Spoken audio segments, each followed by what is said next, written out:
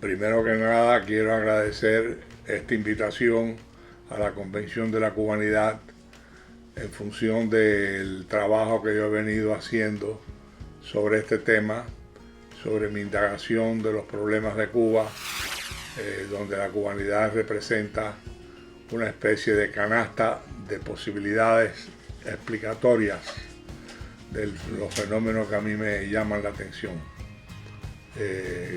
Quiero agradecer esta oportunidad porque sobre todo me interesa provocar el diálogo, provocar el debate sobre estos temas, que a veces me siento un poco solo en el interés que los temas estos tienen sobre Cuba, sobre el futuro de Cuba, y explicar lo que ha pasado, lo que nos está pasando, cómo salir de los problemas actuales, si es posible salir de los problemas actuales, sobre todo combatir el pesimismo que existe en muchos círculos sobre el futuro de Cuba y la imposibilidad que algunos creen que existe sobre influenciar ese futuro. Para mí ese es un tema extremadamente importante como economista, pero no solamente como economista, sino como economista que trata de ver la economía en un contexto más amplio, un contexto cultural mucho más amplio, donde las ciencias sociales las veo de una manera más relacionada con la economía misma, etcétera. ¿Puedo seguir ahí? Sí, siga ya. Ok, bueno, entonces voy con lo primero que quiero decir es por qué me interesa la cubanidad. La cubanidad me interesa porque creo que es una fuente de conocimiento y de elementos que nos sirven para explicar algunos de los problemas de Cuba, problemas del pasado, problemas con los cuales todavía convivimos y problemas sobre cómo influenciar las futuras evoluciones del país. En este sentido, yo estoy utilizando el marco de ciencias culturales y sobre todo ahora más recientemente lo que se llama en inglés Cultural Economics o economía de la cultura, que es una forma muy amplia de ver el fenómeno cultural y también verlo de una manera más rigurosa. Al utilizar el concepto de economía de la cultura, lo que estoy tomando prestado es el marco metodológico que algunos economistas han ido desarrollando en los últimos años para explicar el fenómeno de desarrollo económico en un marco histórico amplio, pero no simplemente desde un punto de vista académico, sino desde un punto de vista práctico. O sea, el interés que yo tengo no es, aunque tengo curiosidad académica, curiosidad científica al respecto, y eso en general el fenómeno cultural cubano me fascina, tengo también el interés de poder buscar explicaciones a ciertos problemas para poder resolverlos, aunque hay un gran escepticismo, a veces encontramos en los círculos cubanos un gran escepticismo en cuanto a la posibilidad de intervenir, de influenciar, de regar algunas ideas que puedan oportunamente tener algún efecto sobre las decisiones de cubanos, las decisiones de distintas coaliciones, etcétera, etcétera. A mí en ese aspecto me interesa la cubanidad no como una entidad agregada, como un concepto nebuloso, como una entelequia que no definimos claramente. Me interesan los componentes, los elementos que componen la cubanidad. En este sentido utilizo la metodología del economista Joel Mokyr, americano-israelí, que define parte de una definición de cultura que se está utilizando mucho y no quiero aburrirlo con distintos nombres de autores, aunque oportunamente lo pondré por escrito. Pero Joel Mokyr habla de cultura en tres grandes componentes. Las creencias de las personas que componen una cultura dada, los valores que predominan en esa cultura y el conjunto de preferencias de las personas que se cuentan dentro de esa cultura. O sea, en esos tres categorías o tres grandes vectores se resumen elementos de la cultura que, descomponiéndolos adicionalmente, podemos empezar a ver algunos elementos que pueden haber jugado un papel determinante en la historia de Cuba, la historia reciente y la historia no tan reciente. Aquí quiero aclarar que el hecho que estoy utilizando la metodología de análisis económico no quiere decir que estoy hablando de la economía cubana. Estoy tomando prestado la metodología de análisis, sobre todo de la microeconomía, para poder organizar ciertas ideas y poder establecer algunas relaciones entre distintos factores y poder invitar a la meditación sobre este tema.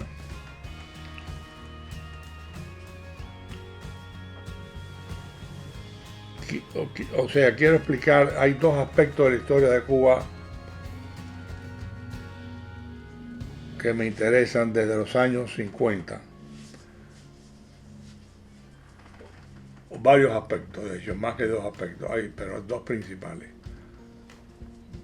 ¿Qué fue lo que hizo posible el golpe de Estado de 1952? O sea, las explicaciones que yo he visto al respecto son explicaciones que no son muy satisfactorias. Tienden a ser superficiales, a lo mejor nos dan alguna primera aproximación hacia entender el fenómeno, pero creo que el terreno está todavía fresco, abierto para explicaciones adicionales y explicaciones más útiles y más profundas. El otro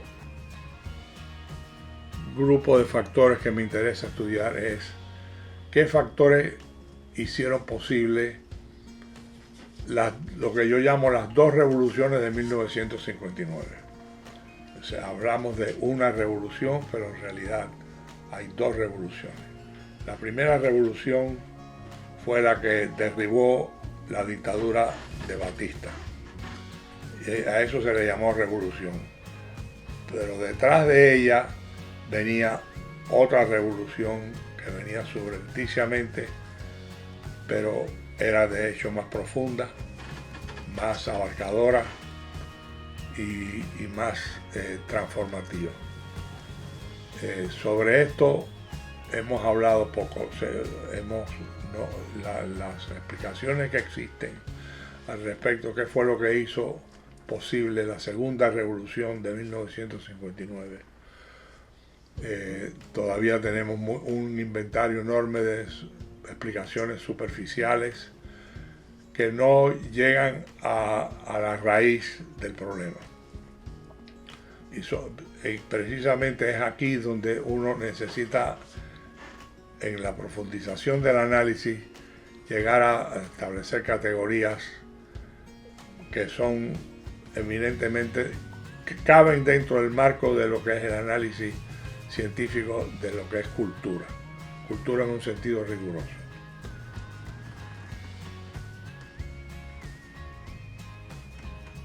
Y el otro tema que quiero tocar es qué factores han ayudado a que el castrismo haya durado tanto tiempo y aparentemente con una absoluta inmovilidad, con una gran estabilidad. Y de ahí tenemos que estudiar un poco que dentro de esos factores, si esos mismos factores que han ayudado al castrismo a durar tanto tiempo son los mismos factores que van a impedir una evolución. O sea, la gran pregunta sería, ¿es posible la evolución del sistema tal como lo tenemos a pesar de su aparente inmovilidad? Por otro lado, podemos preguntarnos, ¿es posible influenciar ese proceso evolutivo? ¿E influenciarlo cómo? ¿Hacia dónde? ¿Se puede influenciar el proceso evolutivo ahora que la evolución parece estar obligada por factores biológicos, porque los líderes iniciales del proceso van muriendo? Esas son una serie de cuestiones que hay que debatir seriamente y con ánimo positivo o constructivo.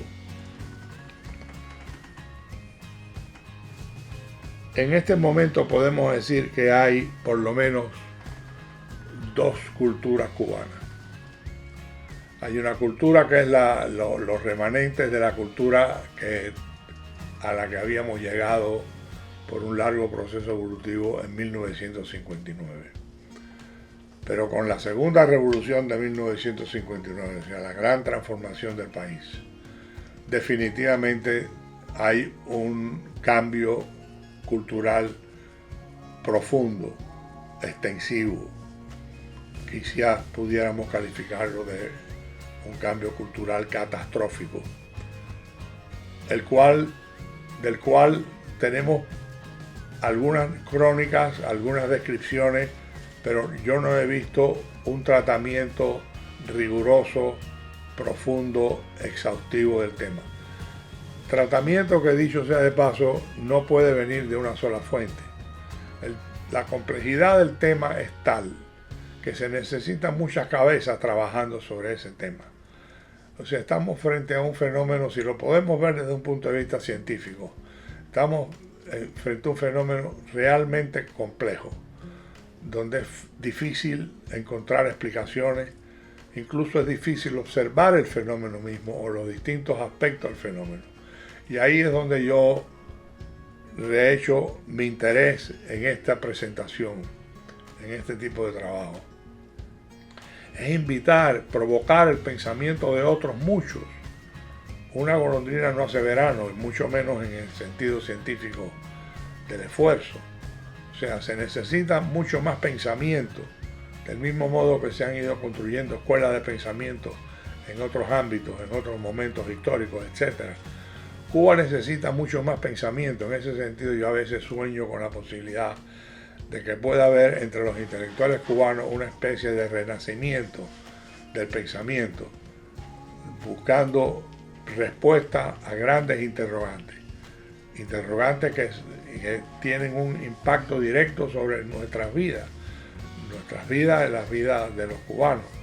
Y de hecho, el fenómeno cubano es tan profundo que no solamente genera lecciones para Cuba y para los cubanos, sino que es un caso adicional, yo diría que muy especial, del fenómeno social en toda su dimensión, incluso comenzando por su dimensión cultural, si se quiere, pero en lo antropológico, económico, sociológico, etc. Yo creo que Cuba es una fuente, habiendo sido una especie de laboratorio involuntario. Cuba es una fuente de conocimiento que va más allá de Cuba, o sea, es parte del fenómeno social del ser humano, de la humanidad. Es un ejemplo de cambios en la humanidad que yo firmemente creo, que de Cuba se pueden derivar lecciones que son útiles para muchos otros países. Cualquier individuo, cualquier persona que esté interesada en las ciencias sociales, la evolución del fenómeno social, la evolución en la historia, tiene que ver Cuba como una fuente de conocimiento, de experiencia y de experimentos muy dolorosos, muy profundos, del cual se derivan lecciones prácticas, no simplemente académicas o para diletantes o para el entretenimiento de algunos. Creo que Cuba puede ofrecer mucho en ese sentido. Y nos toca a nosotros, o sea, nosotros somos como siendo testigos excepcionales, donde podemos ver el fenómeno en todos sus detalles, en todas sus dimensiones. Es precisamente nosotros estamos en una posición privilegiada que pudiéramos tratar de aprovechar mejor de lo que lo hemos hecho hasta ahora. Yo en ese sentido tiendo a ser un poco crítico, quizás injusto a veces, de la falta de trabajo que hemos hecho los cubanos, los intelectuales, en estas materias. Creo que todavía estamos utilizando Cuba como una fuente a veces de entretenimiento o de socialización, pero no como fuente de conocimiento. Yo creo que en ese sentido nosotros tenemos la oportunidad de explotar nuestras experiencias, expresarlas sistemáticamente, poderlas divulgar y poder hacer una contribución no solamente hacia el futuro de Cuba, sino también hacer una contribución para otros países.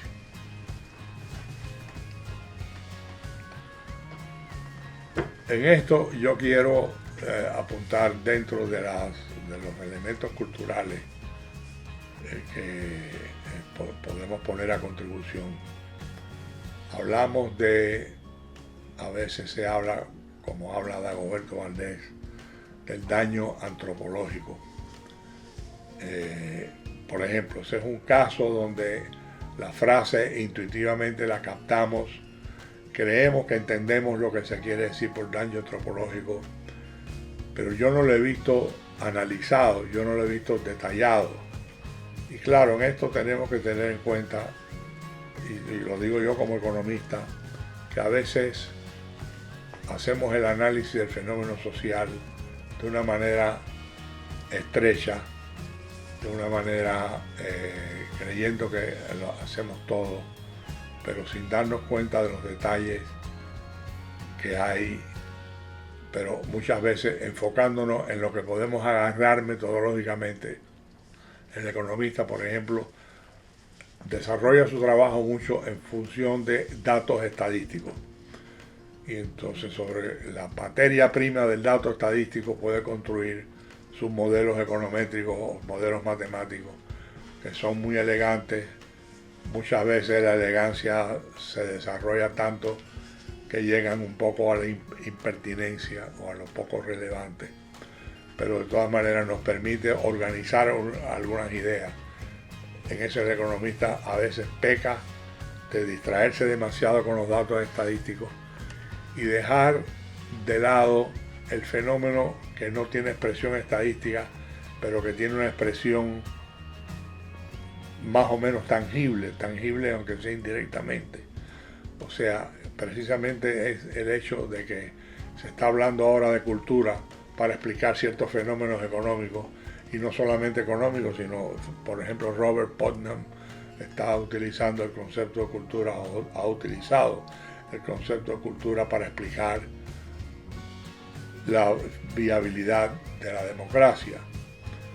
Pero nosotros ahora podemos empezar a ir más allá de la frontera cuantitativa, sin abandonar la frontera cuantitativa. Lo cuantitativo es importante, como es en cualquier otra ciencia, pero el fenómeno social, económico, social, etcétera, tiende a ser muchas veces invisible. Las estadísticas visibilizan parte del fenómeno, nos permite medir, nos permite a veces formular ecuaciones, relaciones funcionales, etcétera, pero una gran parte del fenómeno social es intangible, y a veces funcionamos como si no existiera, pero aunque no lo veamos, existe. Y, por ejemplo, yo he hablado mucho y he escrito bastante sobre el concepto de capital social en términos de el conjunto de relaciones que existe entre las personas de una sociedad, relaciones de todo tipo, relaciones comunitarias, relaciones que empiezan con la familia, relaciones que después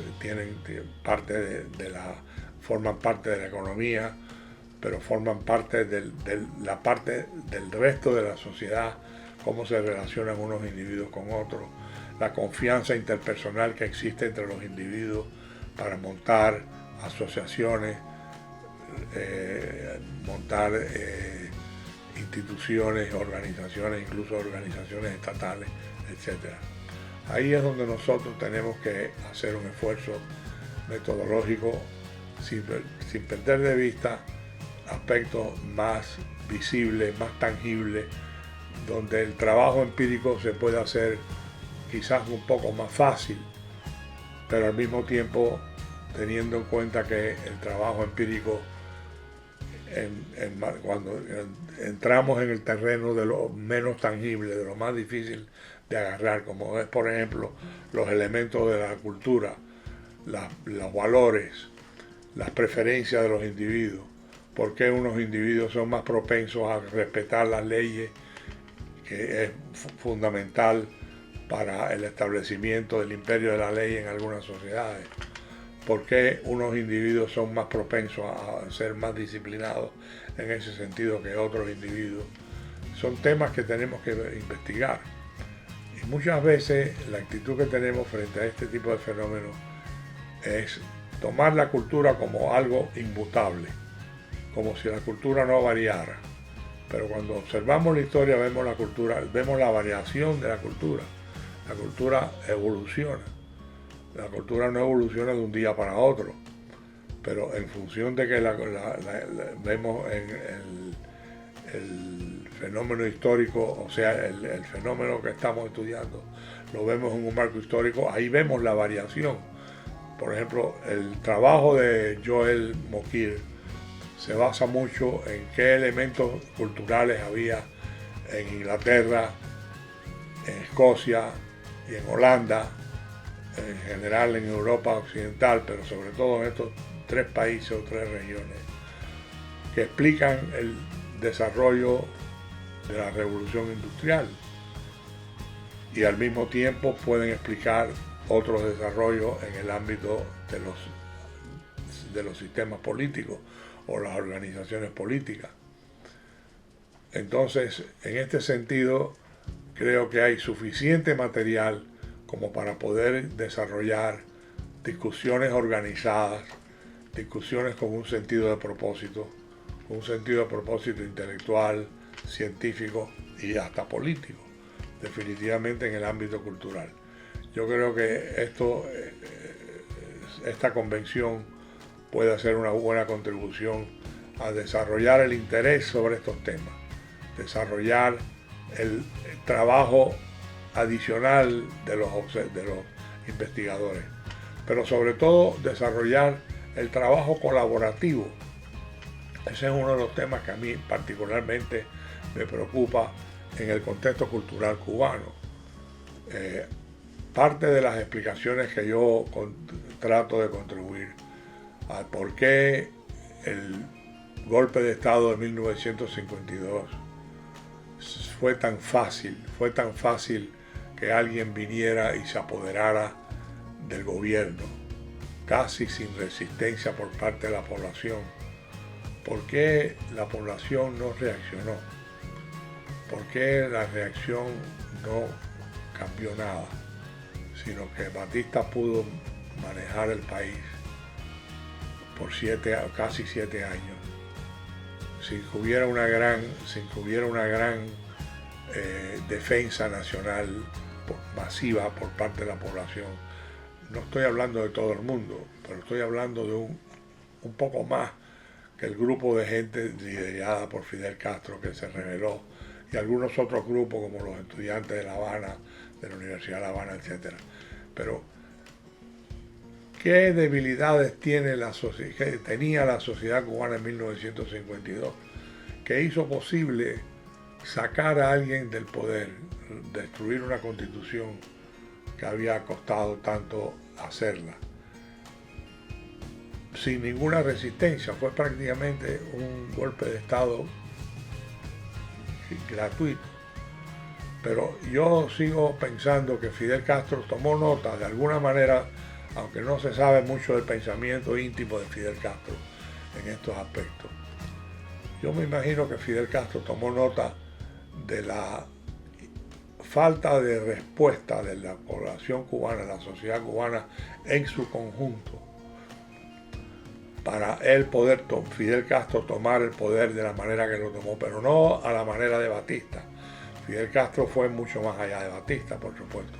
Él toma el poder político como Batista, pero viendo el apoyo popular que tenía, y las promesas que había hecho y la aceptación de esas promesas por parte de la población, se apodera entonces de la sociedad entera y de su economía. O sea, la privatización fue masiva y ha durado todo este tiempo y ha transfigurado lo más íntimo de la sociedad cubana. O sea, la profundidad del movimiento castrista es tan grande, es tan enorme, que yo creo que nosotros mismos no la hemos dimensionado con precisión y hemos subestimado la importancia de la profundidad del cambio. Cuando se habla de daño antropológico, estamos hablando de un fenómeno que es difícil configurar en toda su magnitud. Y yo creo que es absolutamente esencial para el futuro de Cuba dimensionar, evaluar, ponderar qué han significado estos 60 y tantos años de revolución, por llamarlo de alguna manera. Es mucho más que una simple revolución. Pero ¿podemos cambiar nosotros el futuro? La gran pregunta que nos podemos hacer, una de las grandes preguntas, es: ¿tenemos la capacidad de influenciar el futuro? Si tenemos la capacidad, esa capacidad tiene que ser a través de alguna acción colectiva. Individualmente es muy difícil que lo hagamos. Individualmente Fidel Castro pudo hacer algo en 1959 porque de hecho la sociedad cubana suelta se lo permitió por toda una serie de razones. Pero todas esas razones no han sido debidamente estudiadas. Yo sigo creyendo que podemos influenciar el futuro si tenemos algún mínimo de organización, si tenemos algún tipo de discurso, de lenguaje, de narrativa, para que los cubanos, algunos cubanos, o un número, una masa crítica de cubanos, puedan organizarse o puedan unirse de alguna manera, no quiero utilizar las palabras unión de una manera superficial, sino que estoy pensando de alguna manera organizarse para poder tener influencia en su propio destino. Yo creo que ese es uno de los grandes temas a los que nos estamos enfrentando ahora, sobre todo en estos tiempos donde se espera una evolución generacional de los que dominan la escena cubana, la sociedad cubana, que están siendo reemplazados por elementos más jóvenes. Somos capaces de configurar o concebir un plan estratégico, un enfoque estratégico de los problemas que hay para tratar de influenciarlos, para tratar de tener alguna forma de participación en el futuro, para poderle recomendar a los oposicionistas cubanos, a la disidencia, a los cubanos en general, sean o no sean disidentes, qué conducta deben adoptar para poder coadyuvar, cooperar, contribuir de alguna manera al desarrollo futuro del país. Esas son las grandes cuestiones. Yo creo que las respuestas a estos temas están en el ámbito de lo que llamamos cultura. Precisamente un tema muy específico en términos de las creencias, los valores que tenemos, las preferencias de los ciudadanos. ¿Cómo es posible que podamos coordinar nuestras acciones individuales de una manera más colectiva, de manera que nuestras preferencias individuales puedan converger en una acción colectiva que tenga influencia en el futuro? O sea, el futuro puede ser dominado por nosotros o puede ser dominado por factores aleatorios como si fuera una lotería. En este momento el futuro está prácticamente presa de factores eminentemente aleatorios.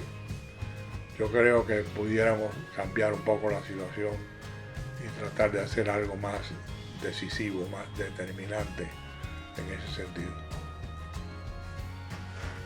No sé si hablé mucho. No sé si es editable. Ahora le digo. No sé si me desorganicé mucho. Todo bien.